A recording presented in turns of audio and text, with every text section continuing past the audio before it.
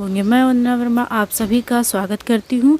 आज हम लेकर आए हैं सीटीपी का जो ईवीएस सीटीपी में जो ईवीएस सब्जेक्ट है उसका एक नया टॉपिक जो है घर के प्रकार। ठीक, तो सबसे पहले हम लोग बात करेंगे कि किस घर की बात। सबसे पहले हम असम के घर की बात करेंगे कि असम में जो घर बनाए जाते हैं वो किस प्रकार के बनाए जाते हैं, किन किन सामानों से बने होते हैं। तो चलिए हम लोग शुरू करते हैं अपना टॉपिक। तो हमारा पहला टॉपिक है असम के घर। ठीक, तो असम के घर में सबसे पहले देखेंगे कि जो असम के घर होते हैं 10 से 12 फीट जो होते हैं ज़मीन से ऊपर ऊंचे, मतलब ज़मीन से ऊंचे होते हैं। अब ये आप लोग ये सोच रहे होंगे कि ज़मीन से इतने ऊंचे क्यों बनाए जाते हैं, क्योंकि वहाँ पर बारिश ज़्यादा होती है तो बाढ़ जो है इतनी बारिश होती है कि वहाँ बाढ़ आ जाती है। तो इसीलिए वहाँ के लोग क्या करते हैं कि मजबूत बाँस के ऊंचे खंभे पर क्या करते हैं, ज़मीन से 10 से 12 फीट ऊंचा अपना घर बनाते हैं। अगला पॉइंट क्या है, इन्हें मजबूत बांस के खंभों पर बनाते हैं। ये घर अंदर से भी लकड़ी के बने होते हैं। जो असम के घर होते हैं वो अंदर से भी लकड़ी के ही बने होते हैं। अगला पॉइंट, अगला क्या है, अगला है मनाली के घर। मनाली के घर, तो मनाली एक पहाड़ी इलाका है। यहाँ बहुत बारिश होती है और बर्फ़बारी भी पड़ती है। और यहाँ के मकान की अगर हम लोग बात करें तो यहाँ मकान पत्थर या लकड़ी से बने होते हैं। और यहाँ की जो छतें होती हैं वो ढालू होती हैं, जिससे जो बर्फ़ पड़ती है वो छतों पर रुकी ना रहे, सड़क कर नीचे आ जाए। ठीक, आगे बढ़ते हैं हम लोग, फिर देखते हैं लेह के घर। लेह के घर किस प्रकार के बने होते हैं।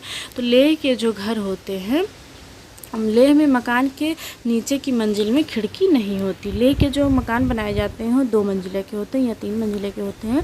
तो जो निचला वाला मकान होता है उसमें कोई खिड़की नहीं होती है। ठीक, छत को मजबूत करने के लिए पेड़ों के मोटे तने इस्तेमाल किए जाते हैं। इसकी जो छतें होती है समतल होती हैं। और लेह में मकान में छत जो है घर का एक महत्वपूर्ण हिस्सा है, क्योंकि गर्मियों में फल एवं सब्जी सुखाने के काम आता है। और ठंडियों में ये लोग क्या करते हैं, जो बिना खिड़की वाला निचला घर होता है, जो मतलब निचला मंजिला होता है, वहाँ पर सर्दियों में लोग रहते हैं और जानवरों को भी अपने साथ रखते हैं। और उसकी जो फर्श होती है वो लकड़ी की बनी होती है और छत भी लकड़ी की होती है। तो इससे क्या होता है कि वो उन्हें ठंड से बचाव होता है। ठीक, आगे हम लोग देखते हैं राजस्थान के घर। राजस्थान के बारे में जानते हैं कि राजस्थान के घर किस प्रकार के बने होते हैं। तो यहाँ पर बारिश बहुत कम होती है और गर्मी अधिक पड़ती है। यहाँ के लोग मिट्टी के घरों में रहते हैं। घरों की दीवारें बहुत मोटी होती हैं। इन दीवारों को मिट्टी से लीप पोत कर सुंदर बनाया जाता है। और एक क्वेश्चन ये पूछा जाता है एग्ज़ाम में कि जो घर या दीवार होती है या फर्श होते है उसे गोबर से क्यों पुताई की जाती है। तो गोबर से पुताई इसलिए की जाती है क्योंकि कीड़े जो होते हैं वो आप लोग देखते होंगे, जो गांव में रहते होंगे, कीड़े जो होते हैं से मतलब मिट्टी को चाल देते हैं, जैसे छोटा छोटा जैसे छेद कर देते हैं, तो जो मिट्टी बाहर निकलती है उससे पूरा बाहर आ जाता है। तो उन सब से बचाव के लिए क्या करते हैं, गोबर से लिपाई करते हैं।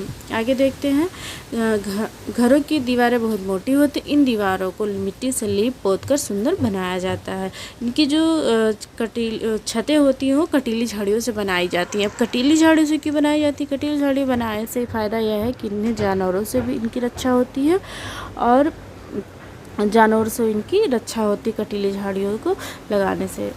आगे देखते हैं हम लोग, अब हम लोग देखेंगे कश्मीर के घर। कश्मीर के घर किस प्रकार के, तो कश्मीर में एक शिकारा घूमने हेतु तथा हाउस बोट टूरिस्ट हेतु प्रयोग होती है। इस हाउस बोट है वो 80 फुट लंबी होती है और 8 से 9 फुट चौड़ी होती है। हाउस बोट में खास डिजाइन बना होता है जिसे ख़त्म बंद कहते हैं। ये क्वेश्चन पूछा गया है कि जो कश्मीर में शिकारा बोट चलती है तो उस पर जो डिजाइन बनी होती है उसे हम लोग क्या कहते हैं, तो उसे क्या कहते हैं, उसे ख़त्म बंद कहते हैं। ठीक, कश्मीर में मकान की खिड़कियां बाहर की ओर उभरी होती हैं, तो उन खिड़कियों को क्या कहते हैं, डब कहते हैं।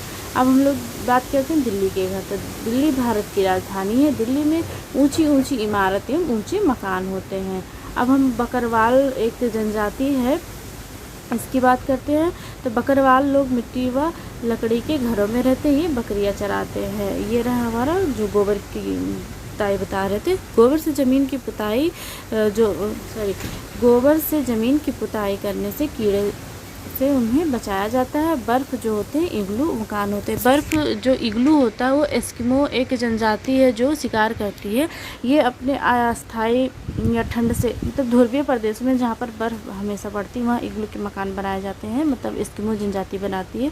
और स्वयं को बर्फ़ से बचाने के लिए क्या करते हैं, इग्लू का घर बनाते हैं। और कौन सी जनजाति बनाती है, तो एस्किमो जनजाति बनाती है। ये कैसा आवास है, ये एस्किमो जनजाति की अस्थायी आवास है। ठीक।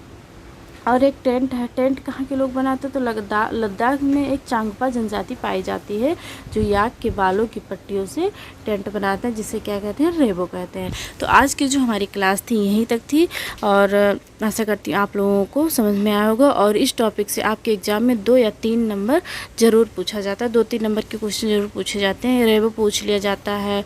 और ये वाला जो गोबर से ज़मीन की पुताई से मिट्टी में कीड़े नहीं लगते, तो ये पूछ लिया जाता है कि गोबर से ज़मीन की पुताई क्यों की जाती है। और एक क्वेश्चन ये हाउस बोट वाला भी पूछा गया है हमारे एग्ज़ाम में।